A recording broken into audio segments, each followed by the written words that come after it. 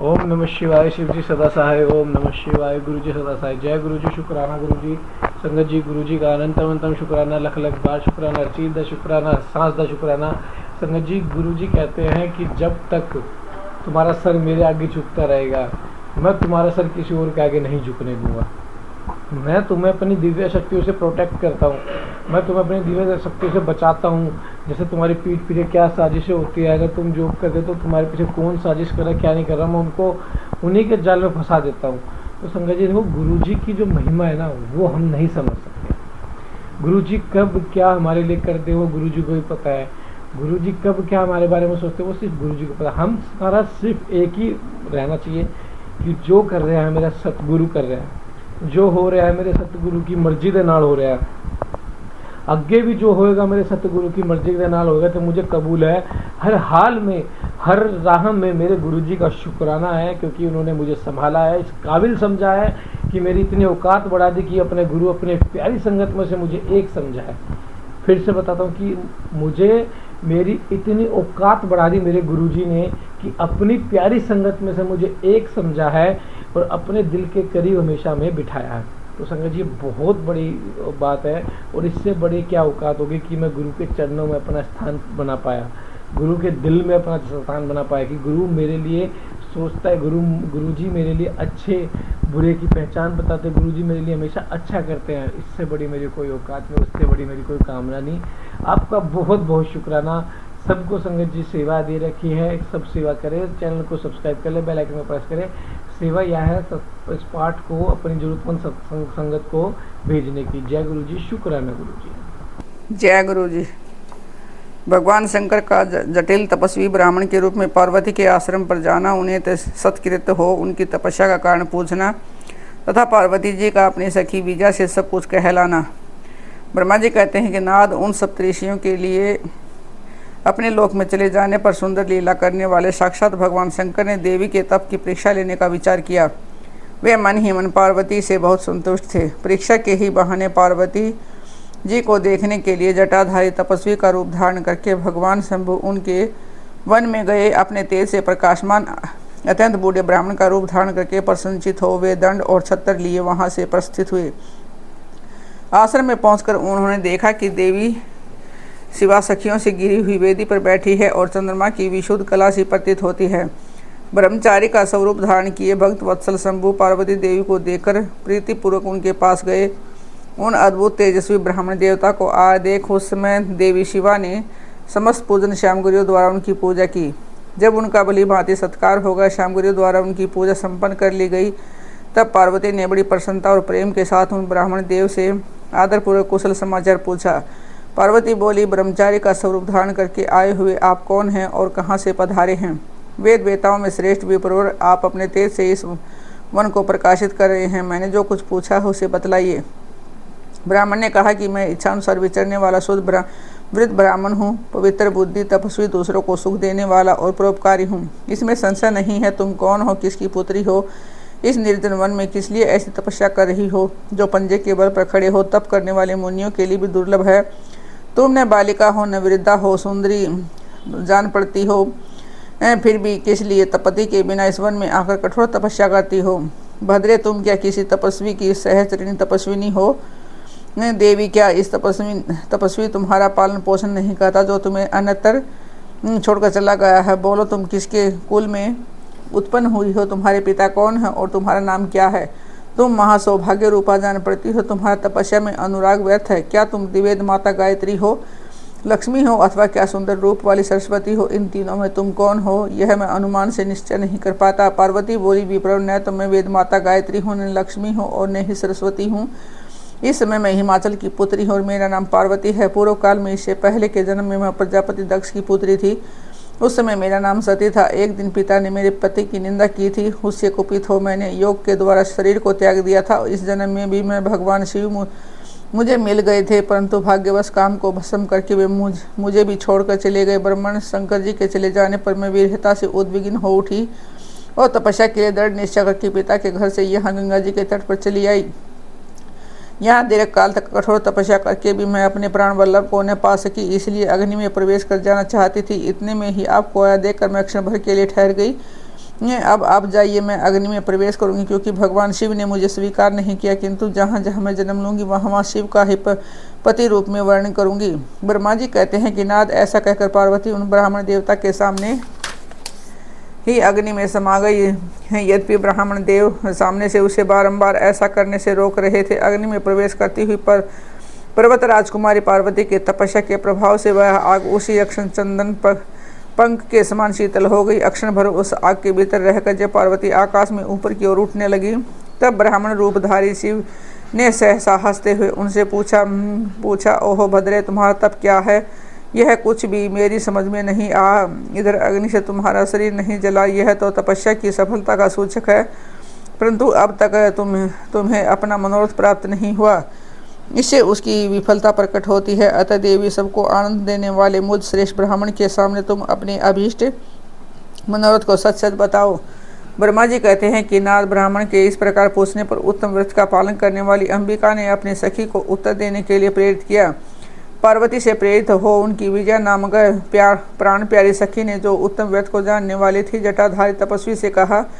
सखी बोली, साधो, तुमसे पार्वती के उत्तम चरित्र का ही और उनकी तपस्या के समस्त कारणों का वर्णन करती हूँ। आप सुनना चाहते हो तो सुनिए।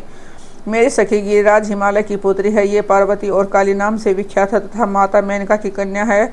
अब तक किसी ने इनके साथ विवाह नहीं किया है। ये भगवान शिव के सिवा किसी दूसरे को चाहती भी नहीं। उन्हीं के लिए 3000 वर्षों से तपस्या कर रही है। भगवान शिव की प्राप्ति के लिए ही मेरी इस सखी ने ऐसा तप प्रारंभ किया है। विप्र, मैं इसमें जो कारण है उसे बताती हूँ, सुनिए।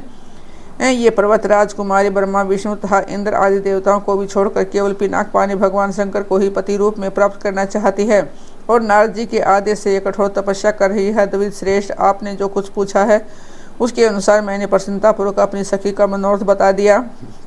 अब आप और क्या सुनना चाहते हो? ब्रह्मा जी कहते हैं कि नाद बीजा का ये यथार्थ वचन सुनकर जटाधारी तपस्वी रुद्र हंसते हुए बोले, सखी ने कहा कि जो कुछ कहा है उसमें मुझे परिहास का अनुमान होता है। यदि यह सब ठीक हो तो पार्वती देवी अपने मुँह से कहे। जटिल ब्राह्मण के इस प्रकार कहने पर पार्वती देवी अपने मुख से ही योग कहने लगी। पार्वती की बात सुनकर जटाधारी ब्राह्मण का शिव की निंदा करते हुए पार्वती को उनकी ओर से मन को हटा लेने का आदेश देना। पार्वती बोली, जटाधारी विप्र, मेरा सारा वृत्तांत सुनिए। मेरी सखी ने जो कुछ कहा वह जो का तो सत्य है, उसमें असत्य कुछ भी नहीं है। मैं मन, वाणी और क्रिया के द्वारा सत्य ही कहती हूँ, असत्य नहीं। मैंने साक्षात पति भाव से भगवान शंकर का ही वर्णन किया है।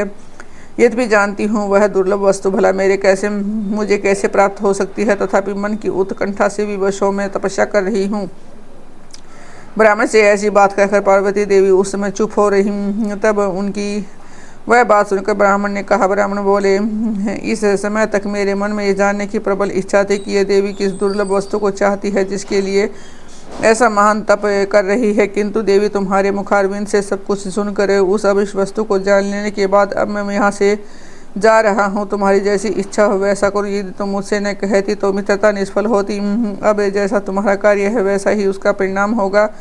जब तुम्हें इसी में सुख है तब मुझे कुछ नहीं कहना है। वहाँ ऐसी बात कहकर ब्राह्मण ने जो ही जाने का विचार किया त्यों ही पार्वती देवी ने प्रणाम करके उनसे इस प्रकार कहा। पार्वती बोली, विप्रो, आप क्यों जाएंगे? ठहरिए और मेरे हित की बात बताइए।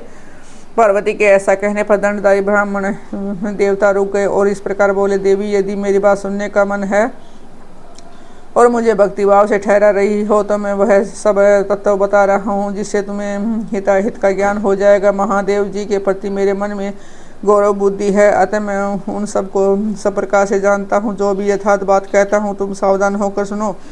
वृषभ के चिन्ह से अंकित ध्वजा धारण करने वाले महादेव जी में सारे शरीर में भस्म रमाए रहते हैं। सिर पर जटा धारण करते हैं।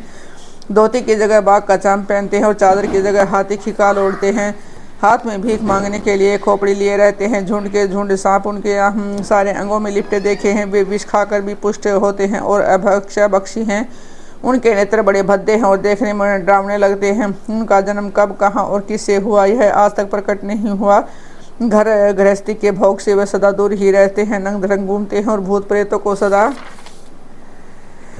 साथ रखते हैं। उनके 1-2 नहीं 10 भुजाएं हैं। देवी, मैं समझ नहीं पाता कि किस कारण से तुम उन्हें अपना पति बनाना चाहती हो। तुम्हारा ज्ञान कहाँ चला गया? इस बात को आज सोच विचार कर मुझे बताओ। दक्ष ने अपने यज्ञ में अपनी ही पुत्री सती को केवल यही सोचकर नहीं बुलाया कि वह कपालधारी भिक्षुक की भार्या है। इतना ही नहीं, उन्होंने यज्ञ में भाग देने के लिए सब देवताओं को बुलाया, किंतु शंभु को छोड़ दिया। सती उसी अपमान के कारण अत्यंत क्रोध से व्याकुल हो उठी। उसने अपने प्यारे प्राणों को तो छोड़ा ही, शंकर जी को भी त्याग दिया।